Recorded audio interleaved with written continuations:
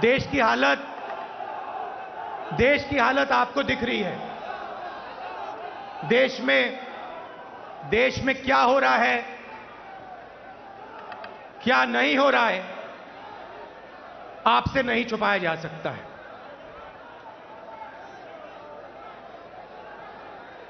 और जब से बीजेपी की सरकार आई है,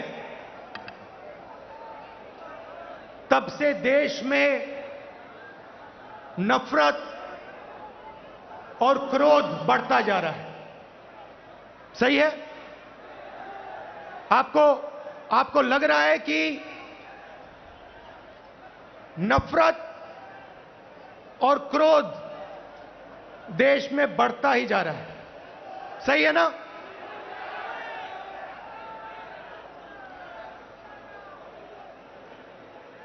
नफरत किसको होती है? भाइयों और बहनों, नफरत डर का एक रूप है। जिसको डर होता है, उसी के दिल में नफरत पैदा होती है। जो डरता नहीं है, जिसको डर नहीं होता है, उसके दिल में नफरत पैदा नहीं होती है।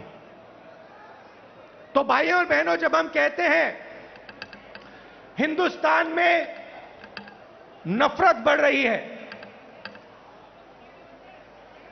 उसी बात को दूसरे तरीके से कहना कि हिंदुस्तान में डर बढ़ता जा रहा है। किस चीज का डर?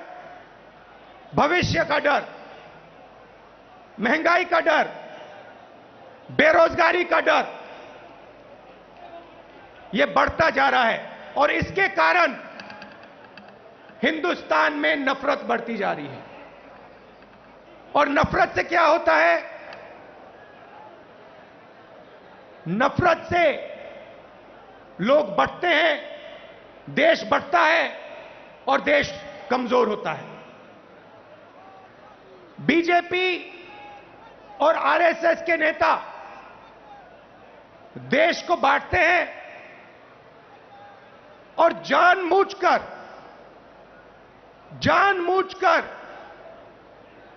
देश में भय पैदा करते हैं, लोगों को डराते हैं और नफरत पैदा करते हैं। अब सवाल उठता है, ये किसके लिए करते हैं और क्यों करते हैं? फायदा इस डर का, इस नफरत का फायदा किसको मिल रहा है? भाइयों और बहनों, क्या इस डर का फायदा, नफरत का फायदा हिंदुस्तान के गरीब आदमी को मिल रहा है? पिछले 8 सालों में आप मुझे बता दीजिए, हिंदुस्तान के गरीब आदमी को, किसान को, मजदूर को, छोटे दुकानदार को नरेंद्र मोदी जी की सरकार ने क्या फायदा दिया?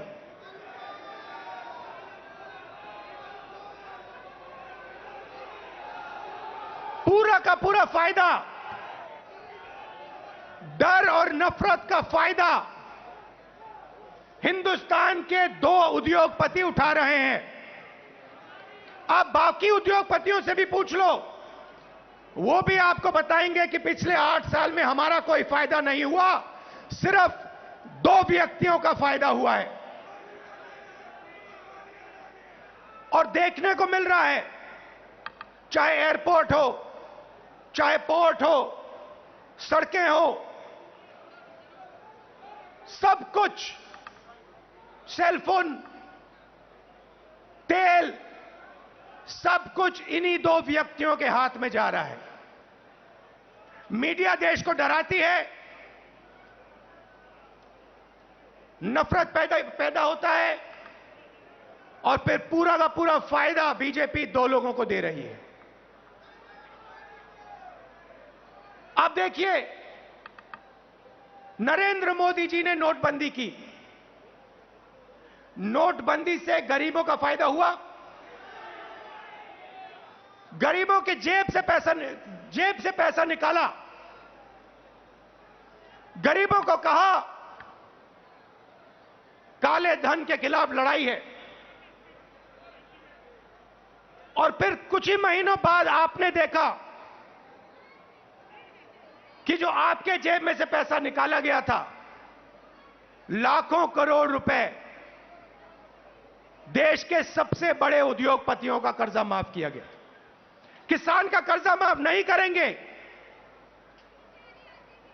किसान के खिलाफ 3 काले कानून लाएंगे। कहेंगे कि ये कानून किसानों के फायदे के लिए है। अगर किसानों के फायदे के लिए है तो फिर पूरे देश में किसान क्यों खड़ा है, सड़कों पे क्यों उतरा है और आपके खिलाफ क्यों खड़ा है? ये 3 कानून किसानों के लिए नहीं थे। ये 3 कानून उन्हीं 2 उद्योगपतियों के लिए थे। और हिंदुस्तान के किसान को यह बात एकदम समझ आ गई, इसलिए हिंदुस्तान का कानून, हिंदुस्तान का किसान सड़क पे आके खड़ा हो गया और उसने नरेंद्र मोदी जी को अपनी शक्ति दिखा दी। और जब नरेंद्र मोदी जी को पता लगा कि हिंदुस्तान के किसान की शक्ति मेरे खिलाफ खड़ी है, तो नरेंद्र मोदी जी ने वहीं कानून रद्द कर दिए। यही बात जीएसटी के साथ हुई। कांग्रेस पार्टी एक दूसरी जीएसटी लाना चाहती थी। बीजेपी ने जीएसटी को बदला, 5 अलग अलग टैक्स और जबरदस्त चोट। जो छोटे दुकानदार हैं, स्मॉल और मीडियम साइज बिजनेस वाले हैं, मजदूर हैं, किसान हैं, उन पर चोट मारी। और आज हालत क्या है? और यहां स्टेज से बोलना मुझे अच्छा नहीं लग रहा है, मगर आज हिंदुस्तान की हालत यह है कि अगर देश चाहता भी है तो देश अपने युवाओं को रोजगार नहीं दे पाएगा। क्यों? भाइयों और बहनों, देश को रोजगार ये 2 उद्योगपति नहीं देते हैं। देश को रोजगार स्मॉल और मीडियम बिजनेस वाले देते हैं। देश को रोजगार किसान देते हैं। और इन लोगों की रीढ़ की हड्डी नरेंद्र मोदी जी ने तोड़ दी है, तोड़ दी है। तो आज जो इस देश को रोजगार दे सकते थे, वो इस देश को रोजगार नहीं दे सकते हैं। और बेरोजगारी, जो आज आपको बेरोजगारी दिख रही है, वो आने वाले समय में और भी बढ़ेगी। एक तरफ आपको बेरोजगारी की चोट लग रही है और दूसरी तरफ महंगाई। मेरे पास आंकड़े हैं। 2014 में एलपीजी का सिलेंडर 410 रुपए का था, आज 1050 रुपए का है। पेट्रोल 70 रुपए लीटर, आज तकरीबन 100 रुपए लीटर। डीजल 55 रुपए लीटर, आज 90 रुपए लीटर। सरसों का तेल 90 रुपए लीटर, आज 200 रुपए लीटर। दूध 35 रुपए लीटर, आज 60 रुपए लीटर। आटा 22 रुपए लीटर, आज 40 रुपए लीटर केजी। तो एक तरफ आपको बेरोजगारी से चोट लग रही है और दूसरी तरफ जबरदस्त महंगाई। भाइयों और बहनों, हिंदुस्तान ने ऐसी महंगाई कभी नहीं देखी। नरेंद्र मोदी जी कहते थे 70 साल में क्या किया कांग्रेस पार्टी ने? 70 साल में कांग्रेस पार्टी ने इतनी महंगाई हिंदुस्तान को नहीं दिखाई।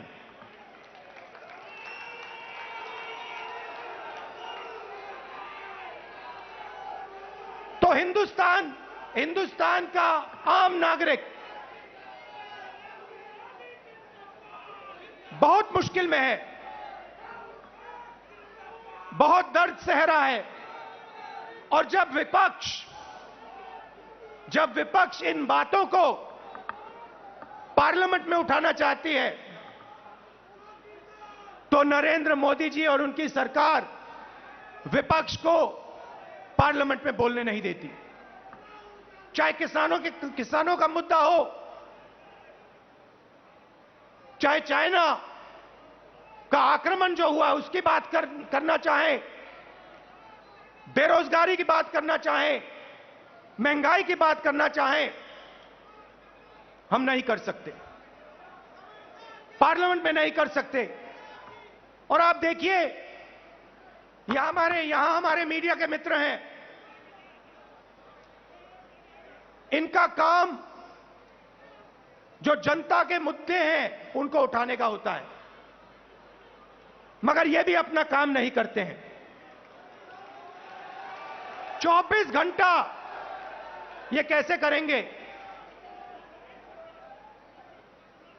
ये मीडिया उन्हीं दो उद्योगपतियों का मीडिया है। पूरा का पूरा मीडिया उन्हीं दो उद्योगपतियों के हाथ में है, तो सच्चाई कैसे दिखेगी, सच्चाई कैसे सुनाई देगी? और जनता को सब मालूम है। जनता घर में टीवी ऑन करती है और जनता जानती है कि टीवी किसका है और टीवी किसके लिए काम कर रहा है। टीवी दो उद्योगपतियों का है, अखबार दो उद्योगपतियों के हैं, और ये दो उद्योगपति नरेंद्र मोदी जी के लिए 24 घंटा काम करते हैं और नरेंद्र मोदी जी इनके लिए 24 घंटा काम करते हैं। देश में बेरोजगारी, देश में महंगाई और देश का पूरा धन दो उद्योगपतियों के हाथ में। एक तरफ मीडिया का कंट्रोल, दूसरे तरफ प्रधानमंत्री पे कंट्रोल।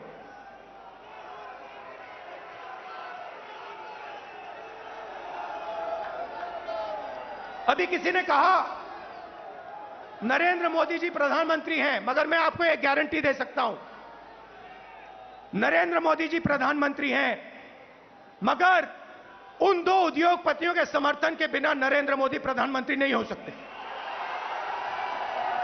मीडिया के समर्थन के बिना नरेंद्र मोदी प्रधानमंत्री नहीं हो सकते। और जो हिंदुस्तान के इंस्टीट्यूशंस हैं, चाहे मीडिया हो, प्रेस हो, चाहे हमारी जुडिशरी हो, चाहे हमारा इलेक्शन कमीशन हो, उन सब पर दबाव है, उन सब पर सरकार आक्रमण कर रही है। तो यात्रा की क्या जरूरत है? यात्रा की यह जरूरत है कि विपक्ष के सामने और कोई रास्ता ही नहीं है, हमें सीधा जनता के बीच में जाना पड़ेगा। मीडिया हमारा नहीं, संसद में हम बोल नहीं सकते, तो अब कांग्रेस पार्टी और बाकी विपक्ष के पास सिर्फ एक रास्ता है, जनता के बीच में जाकर उनको देश की सच्चाई बताना।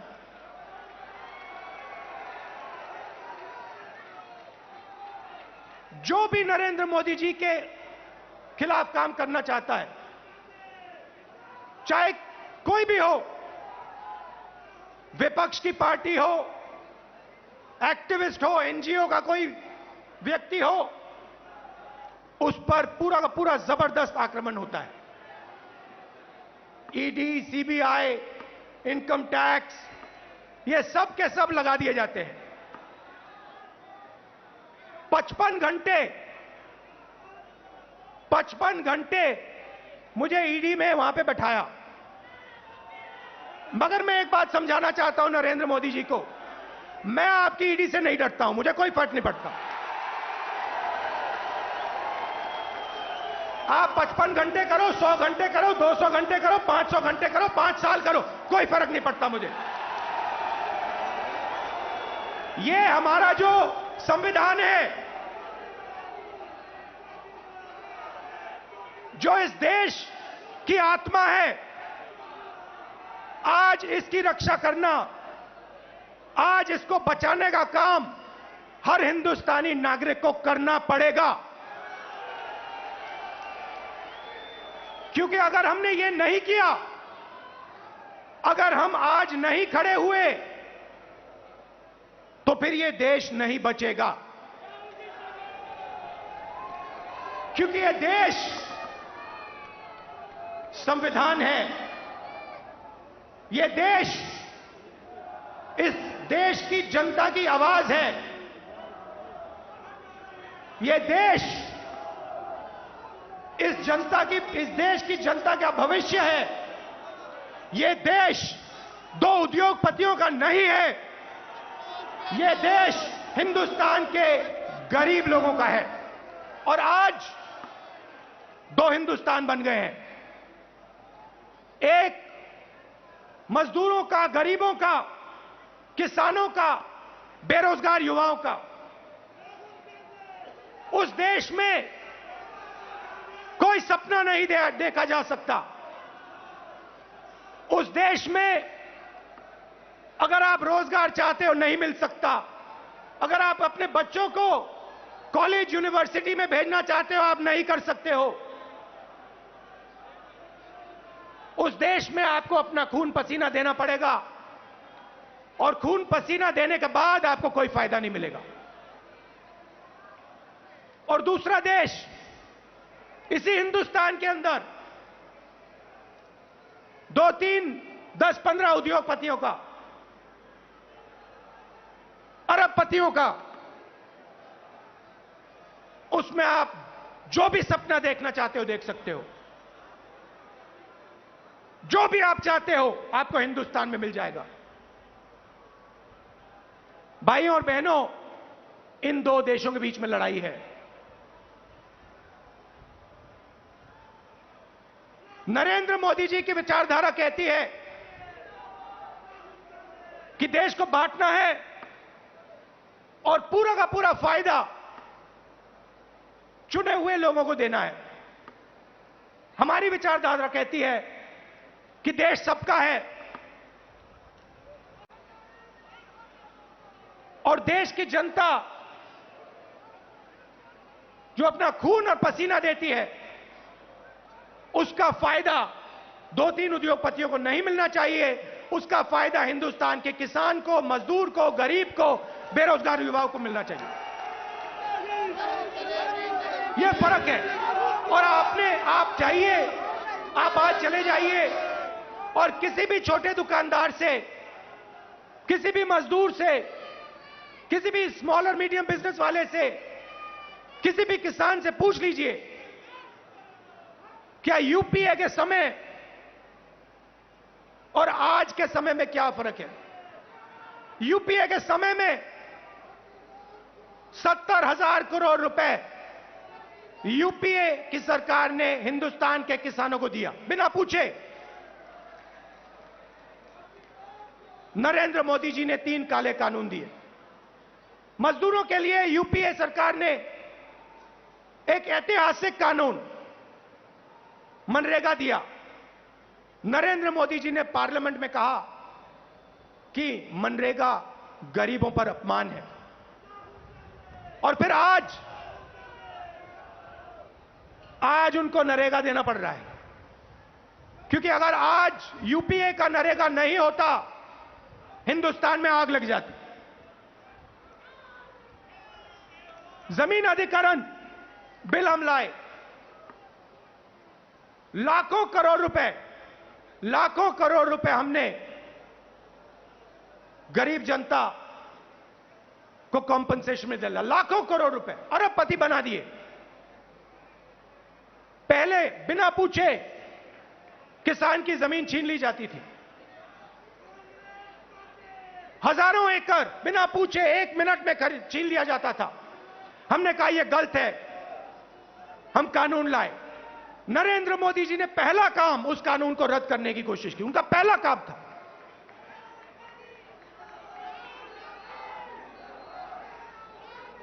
यूपीए के समय आर्थिक प्रगति थी।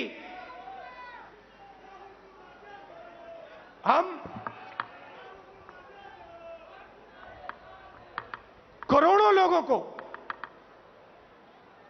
हमने गरीबी से निकाला। जितने लोगों को हमने 27 करोड़ लोगों को गरीबी से निकाला। 10 साल में 27 करोड़ लोग।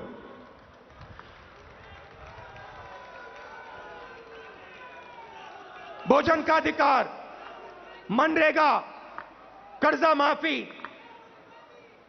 इन औजारों से हमने 27 करोड़ लोगों को 10 साल में गरीबी से निकाला। भाइयों और बहनों, पिछले 8 साल में नरेंद्र मोदी ने 23 करोड़ लोगों को वापस गरीबी में डाल दिया है। तो जो हमने काम किया 10 साल में, उन्होंने 8 साल में खत्म कर दिया। और फिर जाके भाषण देते हैं, प्रगति की बात करते हैं, न्यू इंडिया की बात करते हैं, मेक इन इंडिया की बात करते हैं, कहते हैं कि हिंदुस्तान बदल गया। हिंदुस्तान को नरेंद्र मोदी जी पीछे ले जा रहे हैं। हिंदुस्तान में नरेंद्र मोदी जी नफरत फैला रहे हैं, डर फैला रहे हैं, और इससे देश का नुकसान होगा। देश का फायदा हो ही नहीं सकता। फायदा देश के दुश्मनों को होगा, फायदा चाइना को होगा, फायदा पाकिस्तान को होगा, मगर हिंदुस्तान को नहीं होगा।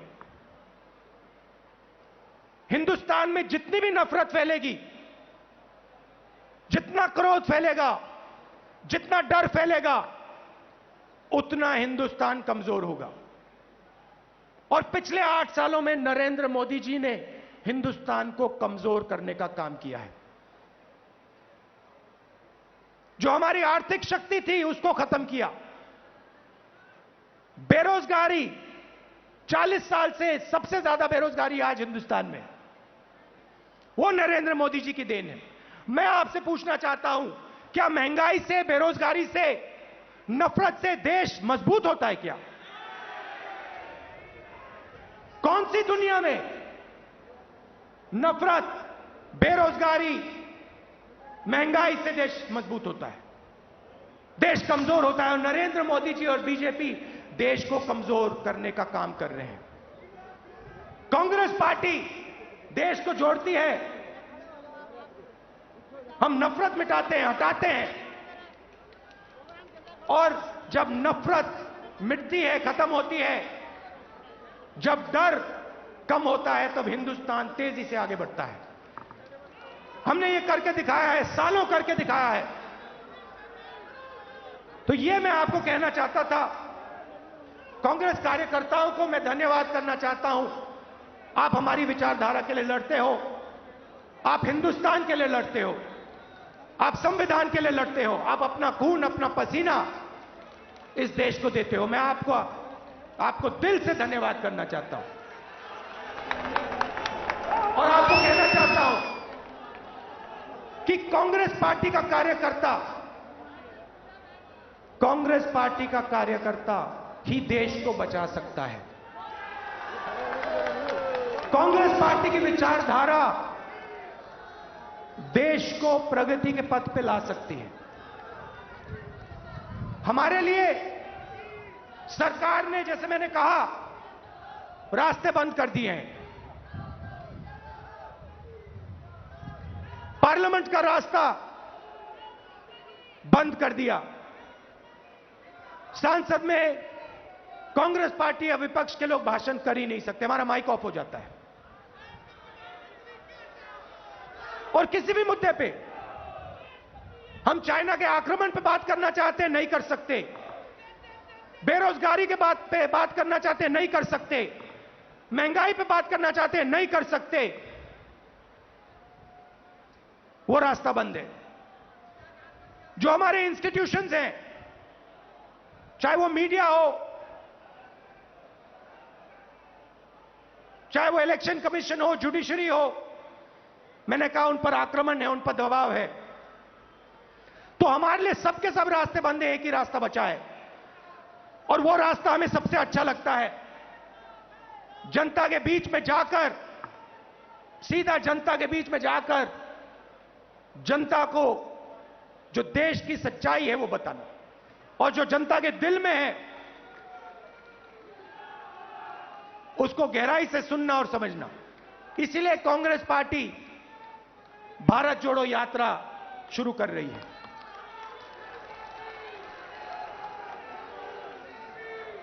आप सब दूर दूर से आए, इसके लिए मैं आपको दिल से धन्यवाद करना चाहता हूं। विचारधारा की लड़ाई है और कांग्रेस पार्टी की विचारधारा और जो हमारे सब विपक्ष की पार्टियां हैं मिलकर बीजेपी और आरएसएस की विचारधारा को हराएंगे। बहुत बहुत धन्यवाद। नमस्कार। जय हिंद। धन्यवाद। और अंत में राहुल जी के संदेश के साथ मैं आपसे आग्रह करूंगा, इस प्रण और संकल्प के साथ हम